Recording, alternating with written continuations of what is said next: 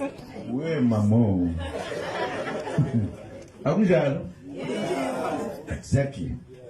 Nampoka baba bonile kunjalo. Yebo baba. Abanye angizukusho kunje ngoba ngifuna ukusho unless mangivulela ukuthi ngakusho. Ungakusho? Ngivulela. Yebo baba. Lalelani-ke. Ngifuna ukunitshena-ke noma siyokhethwe kufuneka abantu abazokhetha lapha bame lapha. Right? Wobani abagijima phambili abafuna uba phambili? Abafuna ukukhetha. Kukhona abanye basemaceleni baphethe izinto zokuthi hamba ungene wena, ya hamba ungene. Nasi manje sehlale ethule ethi du.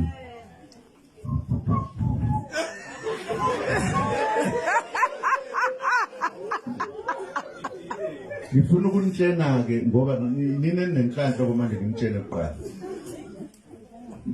Uma sesikhetha abantu abazophatha, asizukubathatha abantu abanezinto, abanezimali, abanamabhizinisi. Bavimbela abantu abangenalutho. Oh Jesus! Ngizwa kahle? Yebo! Hayi babo. Baba wethu. Hey, ngitsheni ndampela. Uyangibona ngibona nje. Nginento za ngeke. Nathi wena uzongiphazamisa. Ngeke. Ngithola inishipile namhlanje. Ibiza imali encane. Yebo. Nobody iqiniso lelo. Ngifuna nazi ukuthi lonto kufanele sicabange sisonke akekho umuntu ozothi usomabhizinisi aphinde futhi afuna ukuzophatha ilokhuza. No. No. Kukhona abantu abaningi abangaphethe lutho abangathi abalambile. No. Ngiyanazisa nenhlanhla ngoba nina ngabaholi lapha. Sheshe ngicela. Oh Jesus. Siyezwana? Yebo baba. Sishintsha iSouth Africa. Angithi ningizwile ngithe ngisho obekade bhema ehlupha sokumziyekisa utshwala. Ngoba izwe lethu liyonakala. Lona abanye abantu thina sibhiza sazi ukuthi senzani. Siyezwana? Yebo. Kulungile. Ngifuna ukubonga-ke Jacob Zuma says no business people will be allowed to stand as Umkhonto weSizwe Party councillor candidates. Good day, fellow Africans. Welcome back to Izwi Labansundu, the home of fearless political analysis, honest conversations, and black-centered commentary. If this is your first time on the channel, please subscribe, like the video, and turn on notifications so you never miss important political discussions shaping South Africa and the African continent as a whole. Today we are discussing a statement by the former president, former South African president and the current president and leader of the Umkhonto weSizwe Party, Jacob Zuma, who said that business people will not be allowed to stand as the MK Party councillor candidate, MK Party being the Umkhonto weSizwe. This is a very controversial statement.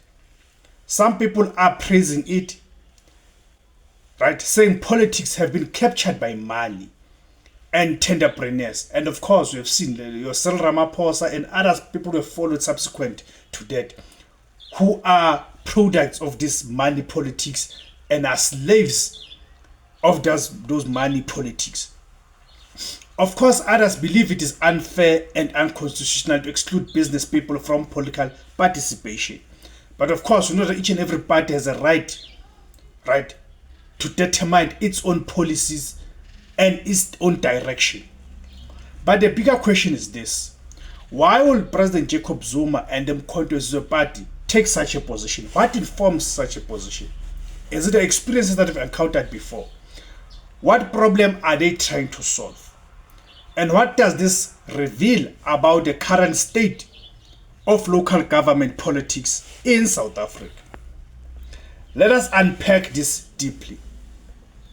For many years, local government politics in South Africa has increasingly become associated with business interests, tenders, corruption, and factional battles.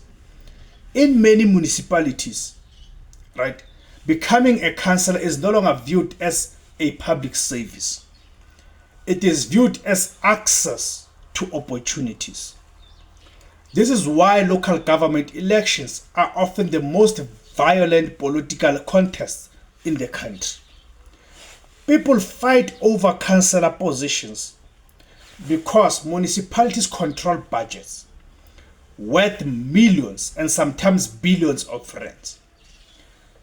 And according to critics, many individuals enter politics not because they care about communities, but because they want influence over contracts, procurement processes, and business deals. That's what motivates most of these people now. This is likely the issue Jacob Zuma is targeting. The Umkhonto weSizwe Party appears to be saying, we do not want people who are already involved in business to enter local government and use political office for self-enrichment.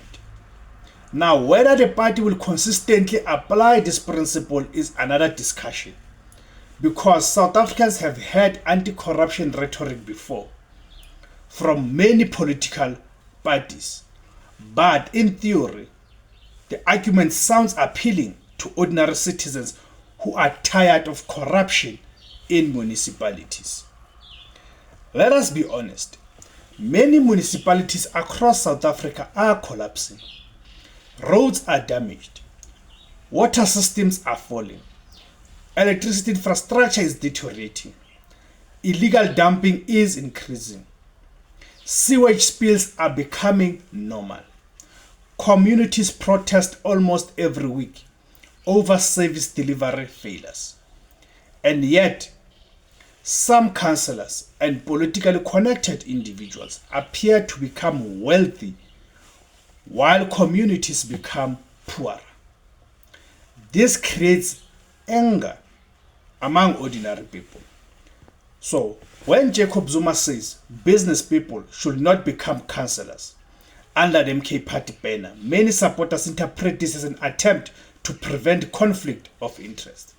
Because if someone owns construction companies, security companies, transport business, or catering companies while also serving as a councillor, there's always suspicion that political power could be abused for business gain. Even if no corruption occurs, the perception alone damages public trust. And politics without public trust eventually collapses. But there's another side to this debate. Some critics argue that excluding business people is dangerous and unfair. So let me hear from you guys. What do you guys make of that? Do you think that could be a step in the right direction in terms of ensuring that politics serve the people, right? Instead of serving the interest of the few well-off and connected minority who have happened to buy political office. Thank you guys for tuning in. My name is Debos Kosana. The name of the platform is Izwi Labantsundu, the voice for Africans, Kamakuma Africa.